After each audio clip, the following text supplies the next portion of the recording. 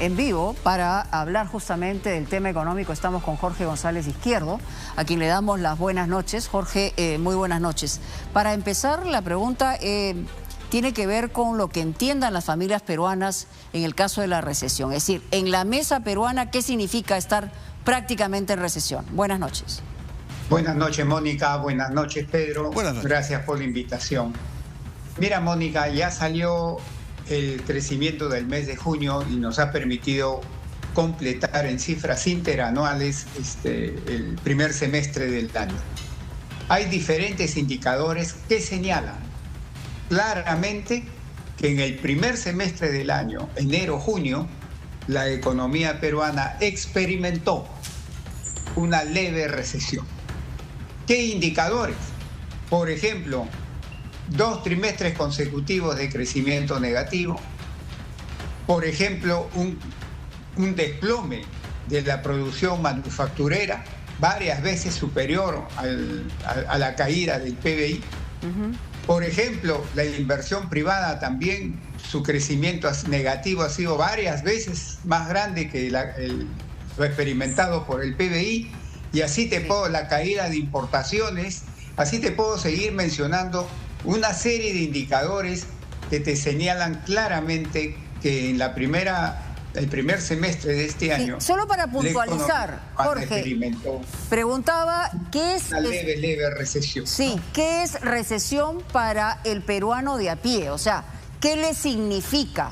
¿Cómo la siente?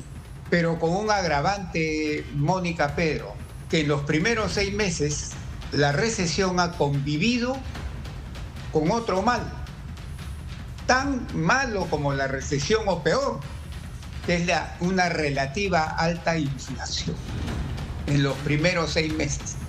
Entonces, en los primeros 6 meses hemos tenido una leve recesión más una relativa alta inflación.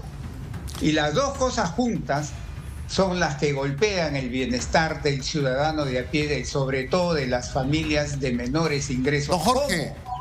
Vía 3 canales principalmente. A ver, don Jorge. En primer lugar, porque te sube el costo de vida y sobre todo la inflación de alimentos, que es la relevante para la mayoría de la población peruana, está alrededor de 12%, casi duplica la inflación promedio. Don Jorge, en esa línea, enumerando los factores que usted está mencionando, pero ¿qué es lo que tenemos que esperar para los próximos meses en base a este diagnóstico que usted está redondeando? Yo creo que en los próximos, a partir de julio hasta diciembre, lo que he analizado yo es la probabilidad de que se supere esta leve recesión del primer semestre. Se supere esta leve recesión del primer semestre y se consiga una caída en la inflación adicional a la que se ha venido registrando hasta el mes de junio, en este segundo semestre. Pero va a dar para todo el año pues un crecimiento enano, que no nos alcanza ni para el té, pues, ¿no? Ya como crecimiento del año. Esa es, digamos, lo que te dicen una serie de indicadores económicos y financieros y monetarios sobre la situación en los primeros 6 meses de... Y con ese crecimiento enano, don Jorge, ¿cuál es la perspectiva para la generación de empleos?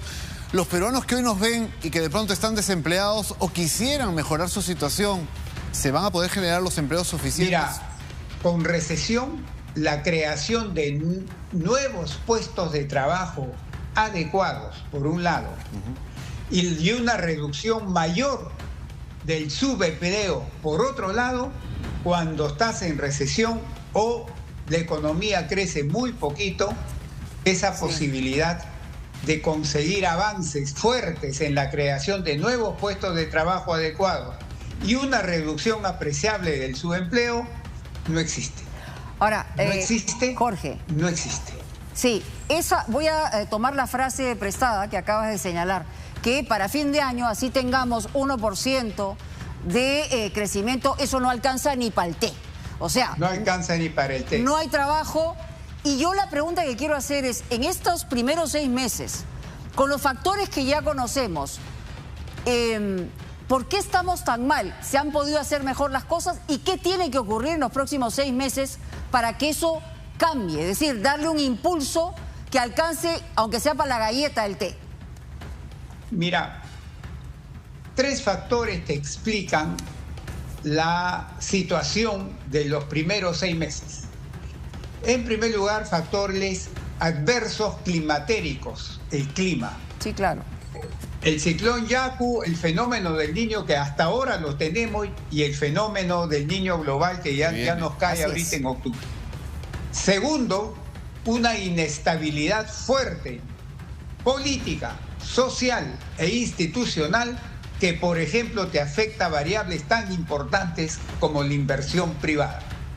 Y tercero, la conjunción de 2 tipos de política ya instrumentadas por diferentes organismos del Estado. El Banco Central de Reserva, en su lucha contra la inflación, ha producido o ha aplicado una política contractiva que lo que hace es disminuir el crecimiento de la economía. Ajá. Y la política fiscal, que es la que hace el MEF, el ministro, el gobierno de la señora presidenta Boluarte, también ahora el ministro ha anunciado de que el déficit fiscal lo va a reducir del 2,6 lo quiere llevar a la meta, ¿no?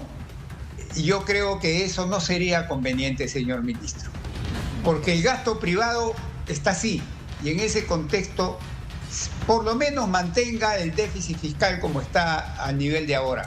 No trate usted a diciembre de llegar a la fuerza con una fijación así no conveniente, llegar a cumplir con la meta de la regla fiscal. Ese es mi consejo que doy en términos de don Jorge, qué es lo que habría que hacer. Y respondiendo a Pedro, lo que se viene, ¿por qué se ve que mejoraría un poco? Primero porque esperamos que esta inestabilidad política, social e institucional baje. Sí. Ese es lo primero que esperamos. Lo segundo es que la política fiscal no sea tan contractiva, se vuelva ligera y responsablemente expansiva. Y ya es probable que en este segundo semestre el Banco Central también comience a hacer una política menos contractiva. O sea, suelte un poquito. Están juntando factores para que la economía repunte ligeramente y compense, más que compense, la recesión leve del primer semestre. Pero también llenando la olla de los que menos tienen a través de los programas sociales. Tiene que haber allí también una inversión importante del gobierno.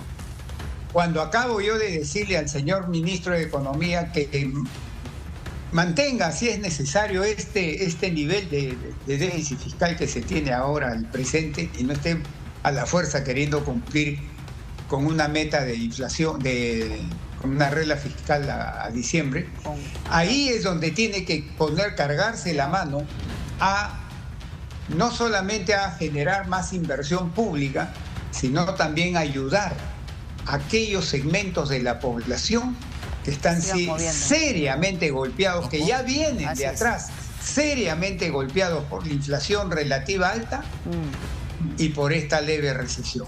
Hay que darle transferencias monetarias para que esos segmentos de la población les alivies el sufrimiento que tienen hasta el día de hoy. Y no puede seguir con esos sufrimientos hasta diciembre, creo yo. Ciertamente. Jorge, como siempre, muchas gracias a Jorge González Izquierdo, economista, que da luces sobre la situación que es en la que estamos viviendo y sobre todo las familias más vulnerables.